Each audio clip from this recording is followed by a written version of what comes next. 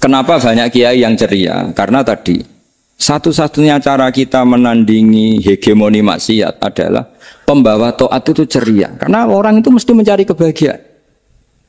Sebab itu para nabi itu mengajarkan agama ini dengan cara yang bahagia.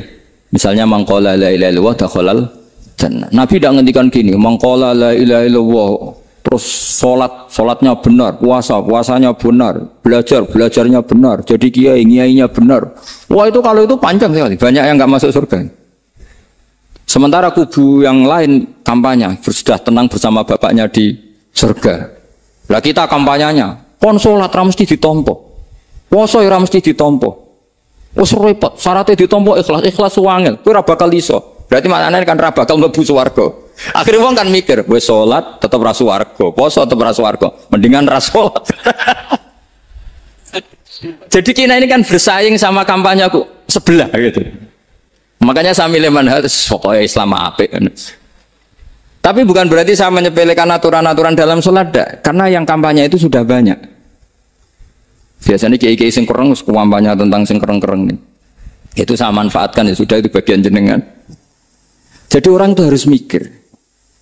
Agama Kristen itu diterima di Eropa di mana-mana. Di antara sebabnya adalah karena orang dijamin masuk surga. Orang kayak apa faseknya tetap kalau mati bersama. Kita enggak. Sudah kiai, sudah mulang terus masih didoain. Semoga amal baiknya diterima, amal buruknya masih ngeper apa? Sehingga Rasulullah, kalau kita meyakini syafaat Rasulullah SAW, itu cara berpikir harus kita balik. Misalnya begini. Wong Islam nakale ngono, penggaweane maksiat kok disyafaati Kanjeng Nabi kurang penggawean. Caranya berpikir jangan gitu. Kalau gitu kayak mari mangkal, wong nakale ngono kok untuk syafaati Kanjeng. Tapi cara berpikir gini. Syafaatu Rasulillah itu wasi'ah, luas sekali. Syafaatu Rasulillah ghairu munhasirah, tidak terbatas. Syafaatu Rasulillah itu lebih sakti ketimbang dosanya umatnya. Semua ulama dulu kalau nyifati Allah juga gitu. Allahumma misalnya, maghfiratuka awsa'u min dzunubina. Ya, yang misalnya yang pakai mutakalim ya, Allahumma maghfiratuka awsa'u min dzunubi wa rahmatuka arja inti min amali. Jadi jangan kitanya dulu. Kalau kitanya dulu kan nyifati kita dosa banyak. Itu sama ndak usah ngaku, sudah tahu semua. Tapi nyifati pertamanya apa? Allahumma maghfiratuka awsa'u min dzunubi wa rahmatuka arja inti min. Sehingga dari nyifati maghfiratullah yang wasi'ah, yang tidak terbatas, kemudian kita sah mengatakan bahwa ahlul maksiat pun mungkin atau berhak dapat ampunan. Sama. Syafa'atu Rasulillah itu ghairu munhasirah. Syafa'atu Rasulillah itu wasi'ah. Sehingga sahlah riwayat syafa'ati li ahlil kabair min ummah. Itu bukan menyangkut melegalkan kabirah. Bukan menyangkut mengesahkan orang Islam dosa besar, karena nanti dapat syafaatnya Rasul. Cara berpikir jangan gitu. Nanti kamu mentasjek memberanikan orang melakukan maksiat berdasar iktimat syafaati Rasulin. Itu jangan gitu, cara berpikir dibalik apa? Syafa'atu Rasulullah awsa'u wa awsa'u. Sangat lu. Sehingga saking luasnya sampai yang tukang maksiat saja kebagian. Sama rahmatnya Allah Ta'ala itu wasi'ah. Rizkinya Allah ya wasik. Sampai wong nganggur ya iso mangan ngono. Nah begitu juga rahmati Allah Ta'ala itu wasi'ah. Sampai wong sing sumpek utange akeh ya iso guyu ngono. Lah tapi kalau dibalik, misalnya saya diprotes kiai, saya pernah juga diprotes. Gus umat kok mbok latih guyu, padahal mereka maksiate akeh, utange akeh gini-gini. Karena kamu menyifati orangnya. Kalau menyifati orang ini sampean guyu haram. Utang jatuh tempo, sampean gak mikir dosa ndak? Dosa. Jadi kiai muridnya goblok kok kiai ini kurang tahajud itu ya dosa. Jadi kiai kok muridnya goblok tenang wae. Sementing untuk sowanan itu amatir ya kan. Mestinya cara berpikir dibalik. Rahmatullah wasi'ah. Rizkuhu ya wasi', fadluhu wasi'. Sampai wong sumpek wae iso guyu. Sehingga kita ini sudah objek. Loh, kita ini tidak subjek. Di alam raya ini kita tidak subjek, tapi apa? Objek. Makanya saya berkali-kali mengatakan, mbok kayak apa sumpeknya kita, tetap wong iso guyu. Karena apa? Allah mensifati dirinya wa annahu wa adhaka wa abka. Allah itu adhaka, zat yang memberi orang iso guyu. Wa abka lan zat sing maringi wong iso nangis. Karena sifatnya Allah Ta'ala pasti nafidah, sifatnya Allah Ta'ala pasti terjadi. Dan kita objek. Makanya wong sumpah utangnya akeh, bojo ora percaya, tangga ora percaya, nak guyu banter-banter. Karena Allah ku adhaka, zat sing maringi guyu. Wa abka. Sudah presiden, sudah gubernur, sudah menteri. Nah Allah kepengen nangis, no yo nangis. Coba ngeluhnya apa kalau misalnya jenengan seorang mantan presiden atau mantan gubernur? Kadang anaknya calonan RT bo menang bunda. Ngeluhnya apa orang alim misalnya, alim alama, anaknya mau jadi jurumiah raiso. Susah. Kaya raya anaknya jadi pasien, susah. Allah punya cara untuk abegah, untuk bikin orang nangis. Nah karena kita ini objek, pasti sesupuk apapun orang yang bisa tertawa, ya bisa nangis. Makanya banyak ulama yang nggak terlalu serius mikir agama ini, bukan karena dablek, karena Allah mensifati dirinya Al-Hadi, yang memberi petunjuk. Kita nggak ditunggoni Kanjeng Nabi, nggak ditunggoni Wali Songo, nggak ditunggoni para Alawiyin yang dulu, nggak ditunggoni Habib-Habib yang kayak Said Abdul Al-Haddad. Tapi karena Allah itu Al-Hadi, yang memberi petunjuk, dan sifatnya Allah Ta'ala la budda wa ayat takuna nafidah. Sifatnya Allah pasti nafidah. Amerika kayak apa liberalnya, sekarang trennya juga banyak yang masuk Islam. Kampung-kampung pedalaman nggak ada kiainya, cukup mudin. Kadang membawa agama itu orang yang ke situ mau nyari kayu. Orang yang di pedalaman Kalimantan, Sulawesi itu pertama itu nyari kayu, tapi bawaan hidayat, lama-lama bikin masjid. Saya pernah di Korea, ke sana orang nyari uang, niatnya juga nyari uang, tapi akhirnya tersiksa kalau enggak bikin masjid. Karena apa? Karena Allah itu Al-Hadi, zat yang memberi petunjuk. Maka kamu tidak usah khawatir. Agama ini pasti jalan ila yaumil qiyamah. Karena Allah Al-Hadi. Sama. Mbok kamu umat mbok weden-wedeni kowe ku amalan ora mesti ditampa. Nek ora ditampa mlebu neraka. Ngono mulai ngaji ya tenang ae. Tenang, santai. Bahkan kadang bilang gini, Pak Yai tadi gak bener. Masa ngecap orang mlebu neraka? Kita yang masyarakatnya gak tahu pintunya. Pak kayaknya tahu pintunya. Karena orang itu punya cara. Loh ya betul. Orang Bedui itu kalau ngaji sama Nabi itu lebih unik timbang yang soleh, timbang yang pinter. Sehingga banyak ilmu itu ditemukan dari orang Bedui. Karena cara berpikir itu aneh. Kalau orang soleh, orang waras kan berpikirnya ada aneh, standar. Jadi orang Bedui itu aneh. Pernah suatu saat Rasulullah itu khutbah cerita kiamat. Wah dasarnya kiamat kayak apa? Semua orang diam nangis semua. Orang Bedui enggak, lebih cerdas. Ini Nabi itu aneh. Cerita kiamat kalau ada tanggalnya ini gimana? Orang nangis semua karena dasarnya kiamat kayak gitu. Bumi dihancurkan wus. Pantas sudah nangis dewi-dewi. Ya ono sing nangis pabrik banyune macam-macam ya. Ini kalau kiamat gimana? Ini perjalanan air kemasan saya kan orang mikir dewi-dewi gitu. Tapi ini enggak. Orang Bedui cara berpikir tuh enggak. Malah ya Rasulullah mata saat.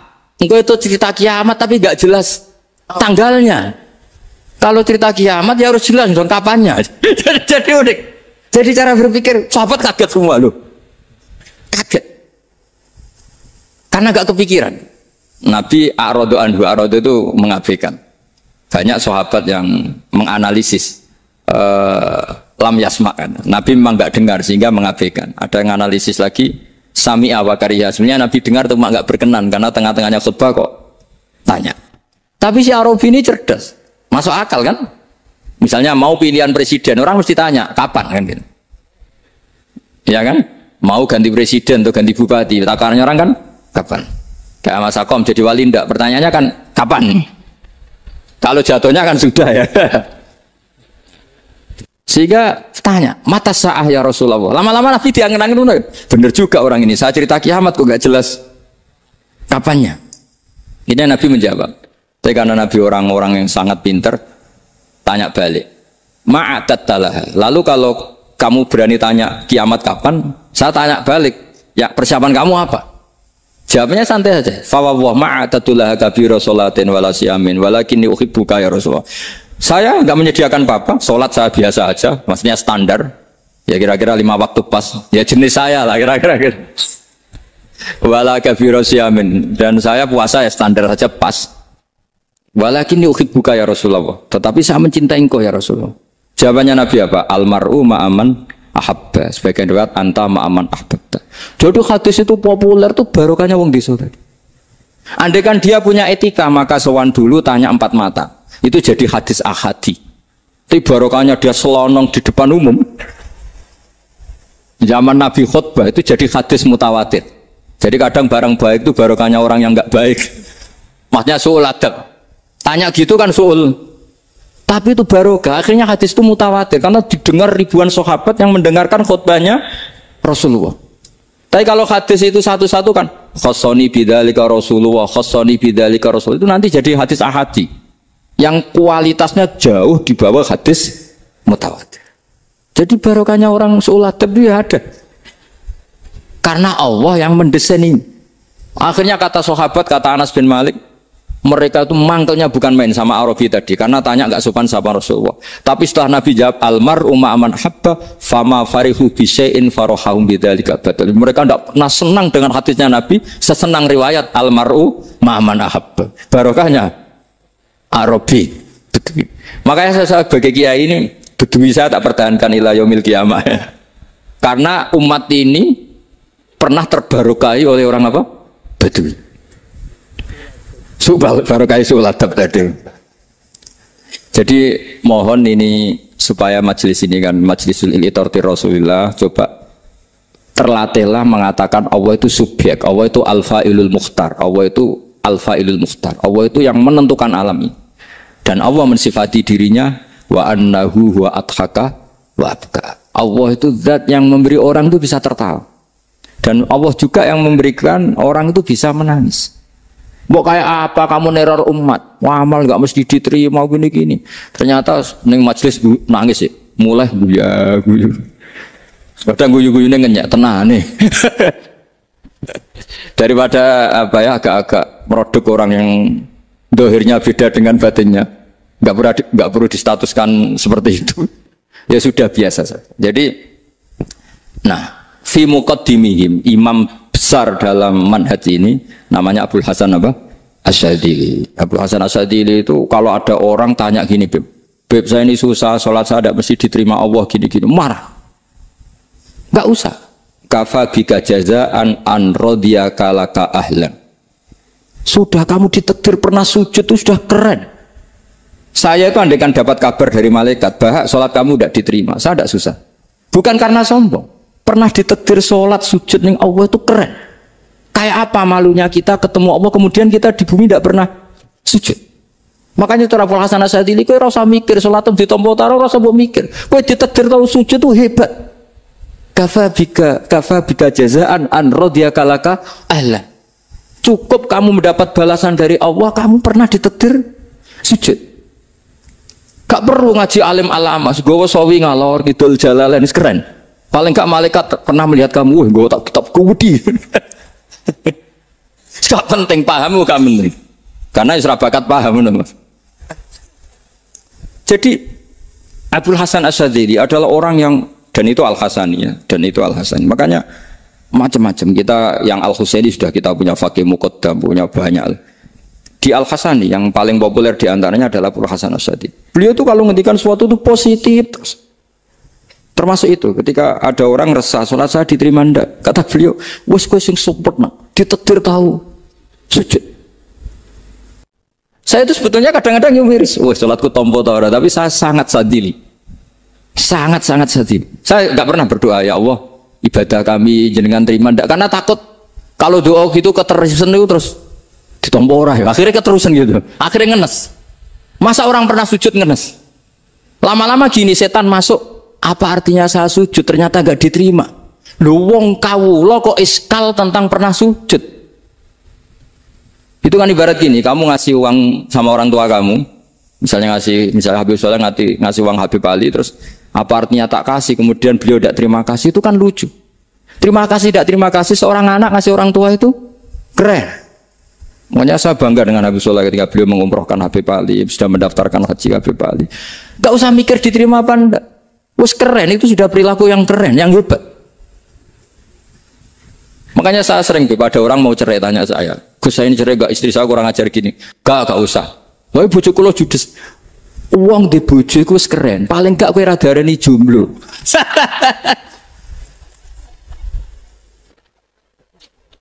Oh, diarani duda ora enak. Wes luwe sabar di diarani duda mek diarani bojo judes. Enak bojo judes cek gagah. Di bojo lah. Oh, provokator itu. Jadi kafabiga jazaan an radhiya kalaka alam. Sudah ditedir pernah sujud itu sudah keren. Dulu ulama ala hadan nampak. Ulama dulu cara berpikir seperti itu. Makanya ulama dulu kalau nafsiri wasjud waqtarib sudah pernah sujud. Di Quran enggak pernah ada ayat wasjud san sujudo siro ingkana kada wa kada ingkunta mutayakinan bikobuli sujudi. Kan ada sujud ya sujud saja, tidak usah mikir makbul apa tidak makbul. Sudah kalau sujud pasti waqtarib. Terus saya sebenarnya ya sebagai orang ya kadang wedi, salatku ditompo ta ora.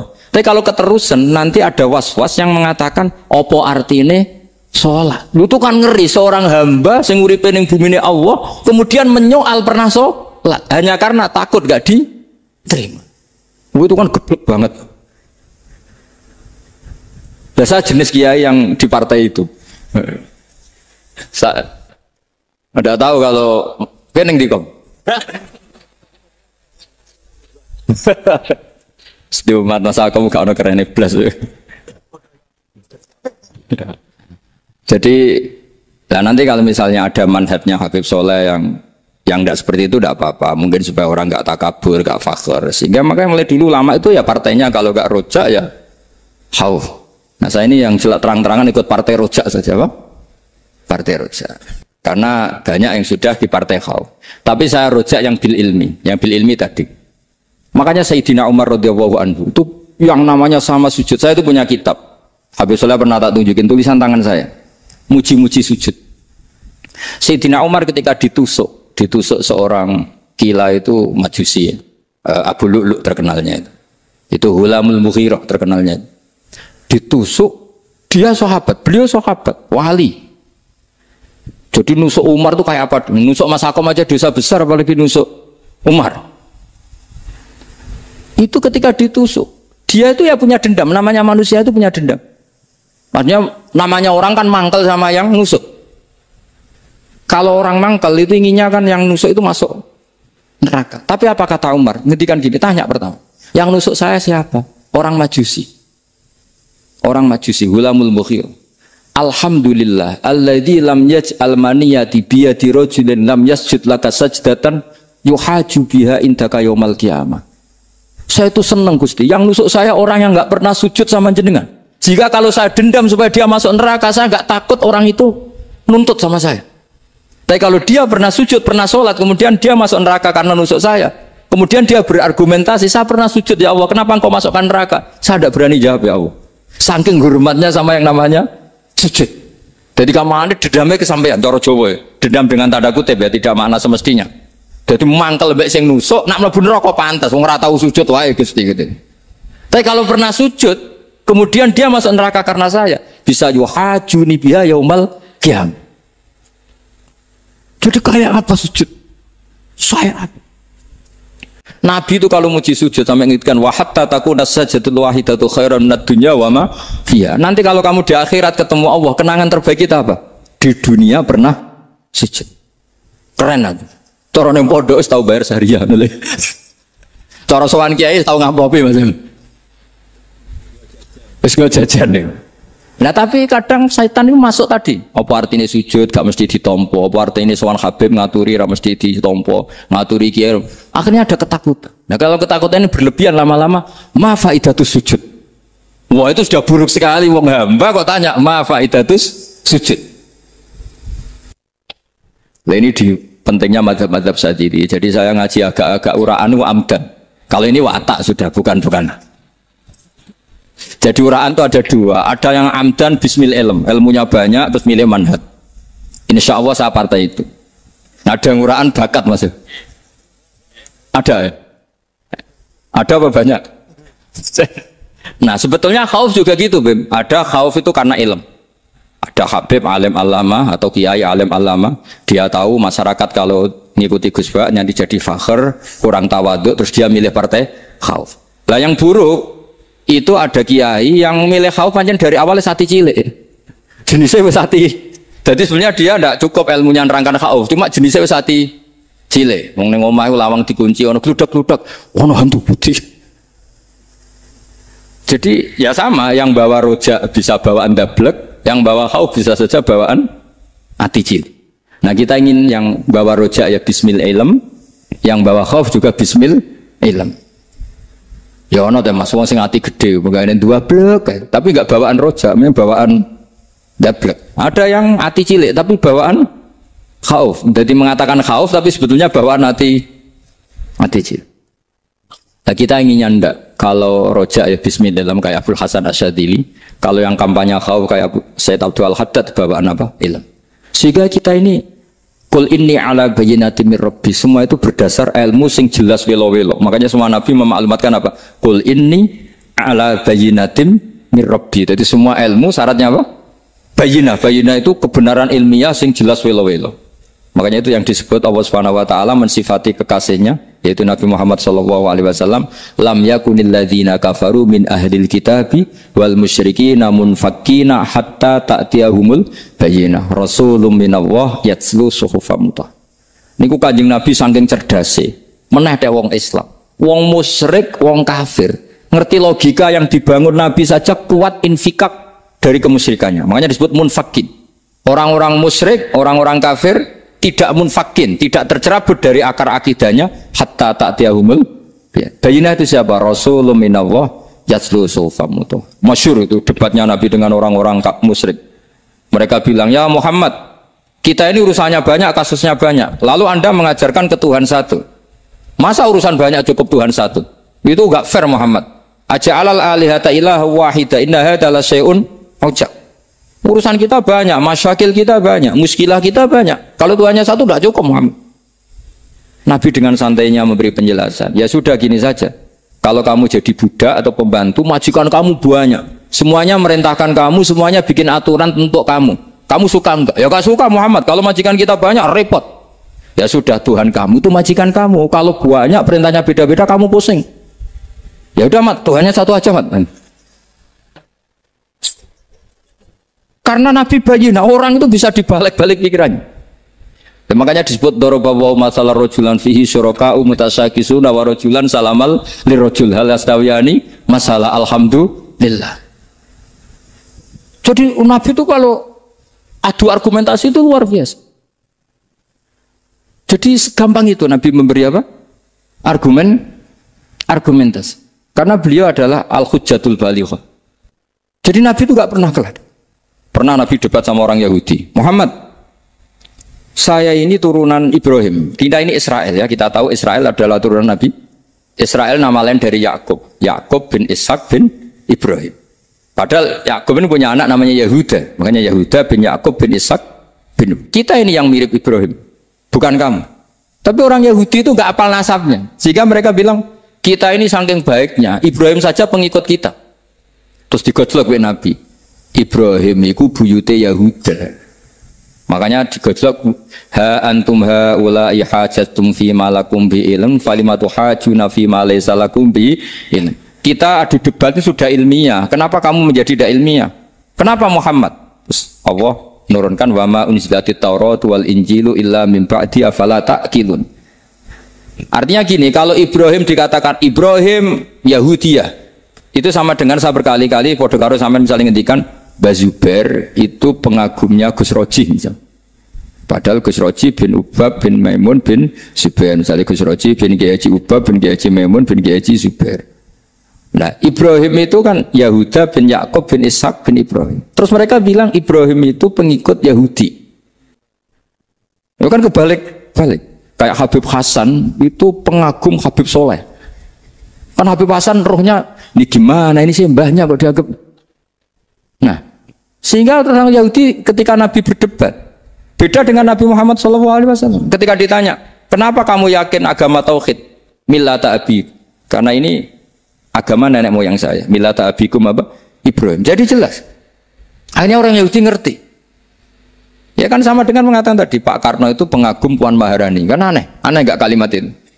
Mbah Hasyim Asy'ari itu pengagum Gus Dur. Gak lucu. Itu debat. Jadi Nabi itu orang yang bayina. Bayina itu kalau menerangkan kebenaran itu bahkan orang kafir pun bisa infikak, bisa munfakin, tercerabut dari akar kekafiran. Nabi itu mudah sekali merubah logika. Makanya di Quran sering ada kata aro'aitum. Karena memang tadi. Nah saya mohon apapun pilihan Anda rojak kayak Abdul Hasan Asadili tadi. Ketika orang resah sujudnya diterima apa enggak, sholatnya diterima apa enggak, beliau bisa berargumentasi betapa pentingnya sujud. Wes aja kowe iku kawula, tahu sujud iku keren. Saman bayangkan betapa malunya kita. Kalau kita ketemu Allah kemudian di dunia enggak pernah. Mulu paribasane kula mlebu swarga lah iku isin. Mlebu swarga, tapi ning donya ora tahu. Isin.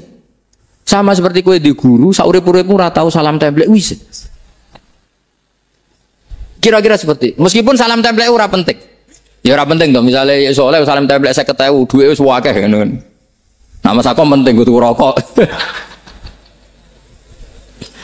Itu bukan nilainya kok, betapa malunya kita. Saya dulu mau sarang, andai kan tidak pernah khidmah sama iya malu tenan sebagai apa? Santri. Makanya Sayyidina Umar ketika beliau dibunuh orang, itu pertanyaan pertama, dia pernah sujud enggak? Enggak pernah. Andai kan dia pernah sujud, maka saya tidak berani masukkan dia masuk neraka. Takutnya dia protes sama Allah, ya Allah saya pernah sujud, kenapa harus di neraka? Atau Umar ditanya Allah gini, Umar, kowe ridho wong sing tau nyembah aku kemudian dia di neraka? Kayak apa? Jadi makanya Umar ketika wafat ngintikan apa? Alhamdulillah alladzi lam yaj'al maniyati biyadi rajulin lam yasjud laka sajdah.